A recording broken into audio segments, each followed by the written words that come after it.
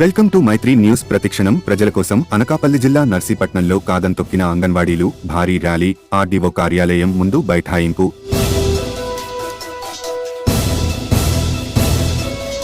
అంగన్వాడీ సమస్యలు పరిష్కరించాలని చేపట్టిన సమ్మె 7వ రోజు కొనసాగింపు. మద్దతు పలికిన లాయర్ల సంఘం. ప్రభుత్వం స్పందించకపోతే జగన్ తాడేపల్లి నివాసాన్ని ముట్టడిస్తాం. అంగన్వాడీ సమస్యలపై గత 7 రోజులుగా నిరసన దీక్షలు చేపడుతున్న ప్రభుత్వం స్పందించకపోవడంతో సోమవారం నర్సీపట్నం స్థానిక శ్రీకన్యకూడలి వద్ద నుండి ఆర్డీఓ కార్యాలయం వరకు వేల సంఖ్యలో అంగన్వాడీ మహిళలు భారీ ర్యాలీ నిర్వహించారు. ప్రభుత్వం దిగివచ్చే వరకు అంగన్వాడీ సమ్మె ఆగదని అంగన్వాడీలు హెచ్చరించారు. సోమవారం డివిజన్ స్థాయిలో ఉన్న అంగన్వాడీ వర్కర్లు, హెల్పర్లు, ఏఐటీయూసీ, సేటియు ఆధ్వర్యంలో నర్సీపట్నంలోని శ్రీకన్యకూడలి నుంచి ఆర్డీఓ కార్యాలయం వరకు వేల సంఖ్యలో పాల్గొని భారీ ర్యాలీ నిర్వహించారు. అనంతరం వీరంతా ఆర్డీఓ కార్యాలయం ముందు బైఠాయించారు. తమ డిమాండ్లు నెరవేర్చే వరకు పోరాటాన్ని ఆపేది లేదని, సమ్మె విరమించేది లేదని వారు బహిర్గతపరిచారు. ఇప్పటికే అప్పులు చేసి కేంద్రాలను నిర్వహిస్తున్న సంగతి ప్రభుత్వం గుర్తించాలన్నారు.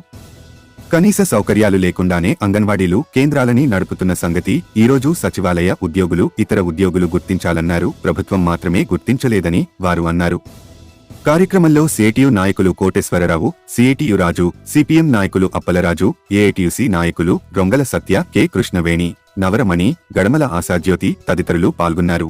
అనంతరం మీరంతా స్థానిక ఆర్డీఓ కార్యాలయంలో వినతి పత్రాన్ని సమర్పించి స్పష్టమైన హామీ ఇచ్చే వరకు సమ్మె విరమించేది లేదని, ఈ విషయాన్ని ప్రభుత్వానికి తెలపాలని ఆర్డీఓను కోరారు.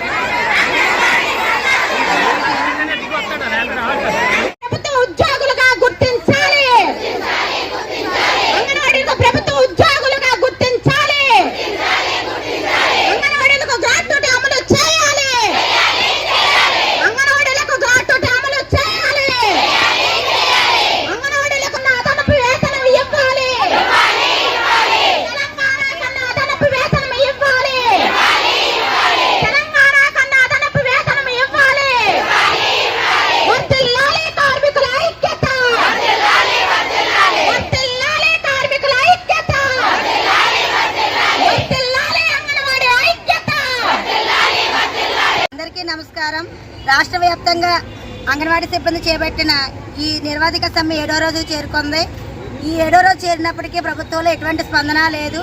పైపచ్చు అంగన్వాడీ సెంటర్లు తాళాలు పగలబొట్టి గ్రామ వాలంటీర్లతో, సచివాలయ సిబ్బందితో, అలాగే మహిళా మండలితో అందరితోటి కూడా అంగన్వాడీ సిబ్బందిని అంగన్వాడీ సెంటర్స్ని తెరిపించి వాళ్ళు ఏదో చేసేద్దామని ప్రయత్నాలు చేస్తున్నారు. మీరు ఎన్ని ప్రయత్నాలు చేసినా మేము బెదరము దేనికి. మా న్యాయమైన కోరికలు తీర్చే వరకు కూడా మా సమ్మె కొనసాగుతూనే ఉంటుంది. మేము కావాల్సింది ఏమి గొంతెమ్మ కోరికలు కోరలేదు. కనీస వేతనాలు అడిగాము. కనీసం ఒక సుప్రీంకోర్టు తీర్పు ప్రకారం మా గ్రాడ్యుయేట్ అమలు చేయమని అడిగాము. మేము దేనికి కూడా బెదరము, ఏ విషయంలో కూడా బెదరము. కొన్ని యాప్లతోటి గ్రామంలో ఉన్న ప్రజలు ఇబ్బంది పడుతున్నారు ఉద్దేశంతో ఓన్లీ ఆ యాప్లు రద్దు చేయమని అడిగాము. మేము న్యాయమైన చిన్న చిన్న కోరికలకే మమ్మల్ని ఒక దొంగల్లాగా చూసి ఈరోజు రోడ్డు మీద ఇంతమంది మహిళలను కూర్చోబెట్టారు. జగన్మోహన్ రెడ్డి గారు మీకు ఒకటే విషయం చెప్తున్నాము. మహిళలందరూ నా అక్క చెల్లెలు అన్నారు. మేము అక్క చెల్లెల్లో మీకు కనబడటం లేదా? మేము ఓట్లేసి మీకు గెలిపించలేదనుకుంటున్నారా? మమ్మల్ని ఎందుకు ఈ విధంగా రోడ్డు మీద కూర్చోబెట్టారు? మా న్యాయమైన కోరికలు తీర్చే వరకు మాత్రం మా సమ్మె కొనసాగిస్తూనే ఉంటాము. మేము పోరాడుతూనే ఉంటాము. అంగన్వాడీల చరిత్ర ఈ రోజుది కాదు. గతంలో చంద్రబాబు నాయుడు గారిని ఒకసారి గద్దె దించాము. అది మీరు గుర్తు తెచ్చుకోండి. మరొకసారి చంద్రబాబు నాయుడు గారు జరిగింది మీకు జరగకూడదు అనుకోవాలనుకుంటే మాతో చర్చలు జరపండి, మా రాష్ట్ర నాయకులతో చర్చలు జరపండి, మా న్యాయమైన కోరికలు తీర్చండి, మాకు కనీస వేతనాలు ఇవ్వండి. మేము అప్పుడే సమ్మె విరమిస్తాం. మీరు తాళాలు పగిలినంత మాత్రమే ఏ అంగన్వాడీ టీచరు బెదరము, దేనికి కూడా జంకము. మా సమస్య తీరే వరకు మేము సమ్మె కొనసాగుతూనే ఉంటాము. కంట్లో నలకబడిందండి. కన్ను తీసుకోవాలి, కంట్లో నలక తీసుకోవాలి. కానీ కన్ను తీసుకుంటే ఏం పెట్టి చూసుకుంటాడు ఆయన మిగతా దాన్ని? మిగతా ప్రపంచమైన కనిపించదు. ఈ అంగన్వాడీ వాళ్ళని అణగదొక్కినంతలో ఉంటుంది అనుకుంటున్నారు, కానీ వెనకాతలు అన్ని సంఘాలు మాకు సపోర్ట్గా ఉన్నాయి.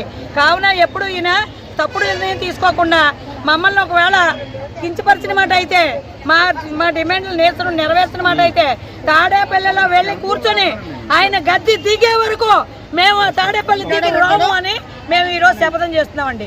Thank you all of you. నేను చిరుగోలు అంగన్వాడీ కార్యకర్తగా పనిచేస్తున్నాను. మాకు జీతం 11,500 ఇస్తున్నారు జగన్ గారు, కానీ 11,500 మేము ఇంటికి పట్టుకెళ్ళట్లేదండి. 5,000 రూపాయలు మేము సెంటర్కే వచ్చి పెడుతున్నాం. ఎందుకంటే గ్యాస్కి వచ్చేది మాకు పిల్లలకి ఇచ్చేది పావలా ఇస్తారు. దానికి గ్యాస్కి 20 రూపాయలు వచ్చిన వాళ్ళు ఉన్నారు, 30 రూపాయలు వచ్చిన వాళ్ళు ఉన్నారు, 100 రూపాయలు వచ్చిన వాళ్ళు ఉన్నారు, 200 రూపాయలు వచ్చిన వాళ్ళు ఉన్నారు. అలాగే మేము ఇచ్చిన కాయగూరల బిల్లుకు కూడా పావలా ఇస్తారు. మొత్తం కలిపి రూపాయి ఇస్తారు. చింతపండు, ఉప్పు, కారము అన్నీ కలిపి కొనుక్కొని మా 5,000 జీతం మేము అక్కడ పెడుతున్నామండి. 11,500 ఇంటికి పట్టుకెళ్ళట్లేదు. మా ఆయన మంచోళ్ళు కాబట్టి మేము సెంటర్ రన్ చేయగలిగాం ఇప్పటి వరకును. గ్యాస్ బిల్ ఎంత అంటే ఇప్పుడు 11,500, మాకు వచ్చేది 200.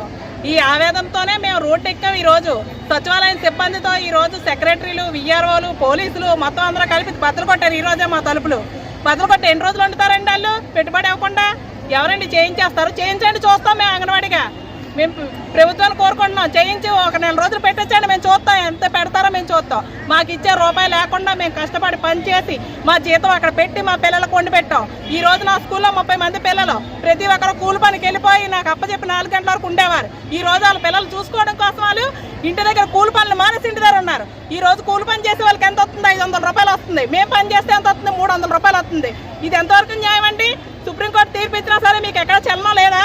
అంగన్వాడీ వాళ్ళని తేలిగ్గా కనబడుతున్నారా? ఈ రోజు పాల్గొట్టి మీ ఇష్టం వచ్చినట్టు చేసేస్తారా? గవర్నమెంట్ సొత్తు కాదా ఇది? మేము గవర్నమెంట్ వాళ్ళం కాదా? మేము ఓట్లు వేసిన వాళ్ళు గెలిపించలేదా? మేము అంత చీప్గా కనబడతాం అంగన్వాడీ వాళ్ళు మీకు? మేము ఎప్పుడు గవర్నమెంట్కి వ్యతిరేకం అయితే కాదు, కానీ మా సమస్యలు మాకు పరిష్కరించాలని మేము జగన్మోహన్ రెడ్డి గారిని గట్టిగా అడుగుతున్నాము. ఇంకా మాత్రం మేము వాళ్ళు ఎంతమంది ప్రయత్నించినా మేమైతే మాత్రం పెంచే వరకు దిగేదే లేదు, సమ్మె నుండి విరమించేదే లేదు. మా దేశ నాయకులు ఆల్రెడీ సమ్మెకి పిలుపునిచ్చి 8వ తారీఖుని అక్కడ ఇచ్చారు, నోటీస్ ఇచ్చి మేము సమ్మెకి వెళ్తాం అమ్మా అని చెప్పారు. చెప్పినా సరే చర్చలకు పిలిచారు. ఏంటి ఇచ్చారండి మీరు? చర్చలకు పిలిచి మాకు ఏమీ ఇవ్వలేదు. మళ్ళీ అలాగే పంపించారు. 62 సంవత్సరాలు పెంచుతామంటున్నారు, 50 సంవత్సరాలు పెంచామంటున్నారు, కానీ ఎక్కడండి? అది కూడా జీవో రూపంలో ఇవ్వలేదు మాకు. ఎంఆర్ఓలు, విఆర్ఓలు ప్రెస్ మీట్ పెడుతున్నారు, కానీ మాకు ఇచ్చేదంటూ రాతపూర్వకంగా కూడా మాకు జీవో ఇవ్వలేదండి. మేము ఎలా సమ్మె మానేస్తాం అనుకుంటున్నారు మీరు? మేమైతే విరమించుకోము.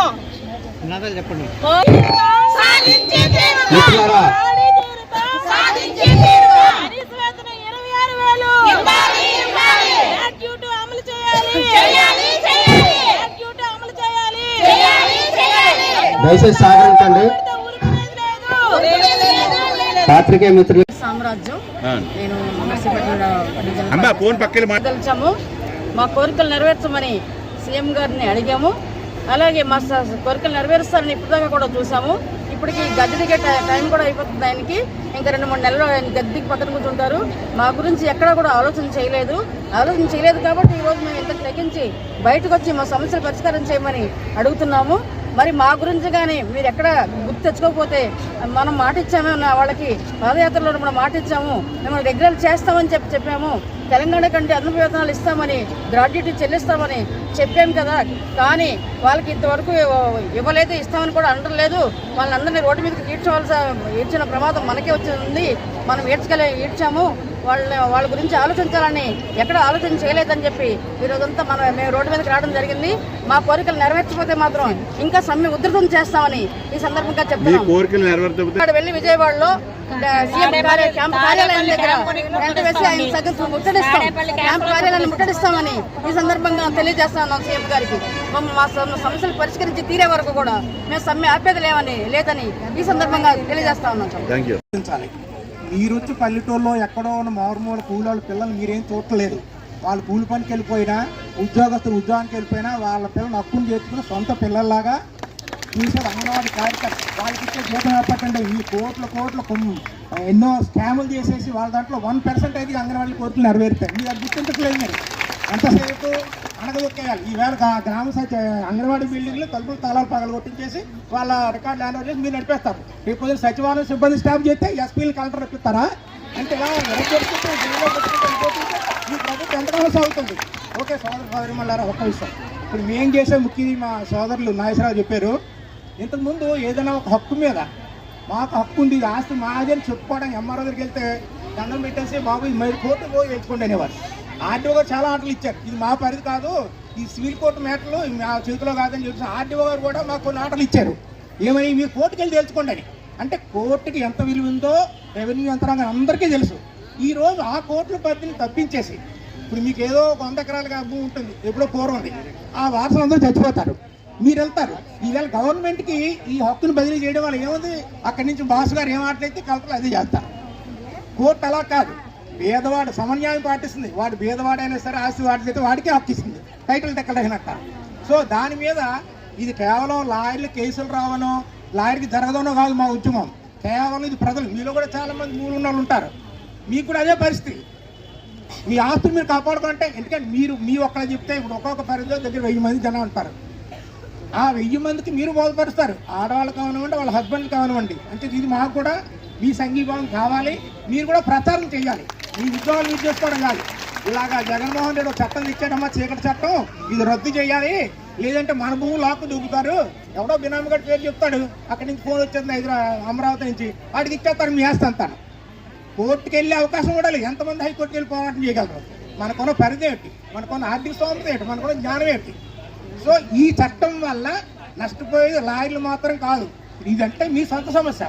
ఏంటి మీ కష్టానికి ప్రతిఫలం సరిపోవట్లేదు, పొద్దున్న నుంచి రాత్రి సాయంత్రం 4 గంటల ఉన్న బోల్డ్ మీటింగ్లు, నాకు కొంత వీటి అవగాహన కూడా మాట్లాడుతున్నాను. అంచేత మేమనేది ఏంటంటే ఈ ప్రభుత్వం మీ మీద కక్ష సాధింపుతోటి, నేను నిన్న చదివాను, ఎవరో వాట్సాప్లో పెట్టారు, ఎండిఓ నుంచి వాట్సాప్లో వచ్చింది మాకు, ఏమని గ్రామ పెద్దల్ని ఎవరో ఎండిఓని పెట్టేసి తలుపు ఎరగొట్టేసట, మీ రికార్డులు మీ బిజినెస్ అన్ని పట్టుకోవాలట. ఇంకేంటి ఇది రాక్షసత్వం, ఇది ప్రభుత్వం ప్రజాస్వామ్యం ఇది. అంటే ఆడవాళ్ళు ఏం చేయగలరులే, ఏమైనా చేయగలుగుతుంటే మా మద్దతు ఖచ్చితంగా మీకుంటుంది. అవసరమైతే మీ తరఫు కోర్టులో వేయడానికైనా సరే మా పెద్దలు సహకరిస్తారు. ఈ ఎలాగ ఎందుకు చేయరు, ఇప్పుడు ఇంకో ఇన్స్ట్రక్షన్ ఇచ్చింది జీతం ఎంత ఇవ్వాలంటే, ఈ మహానుభావుడు ఏం చెప్పాడు, తెలంగాణ కన్నా ఎక్కువ ఇస్తా అన్నాడు, తెలంగాణ ఎంత మీకెంత. అంటే మీ పోరాటం సమంజసమైంది, సహేతుకైంది కాబట్టి సంపూర్ణంగా నర్సీపన్ బారు మా నాయకులు మాట్లాడారు, మా మద్దతు ఎప్పుడు మీకు ఉంటుంది, మీరు పట్టు వదలకండి.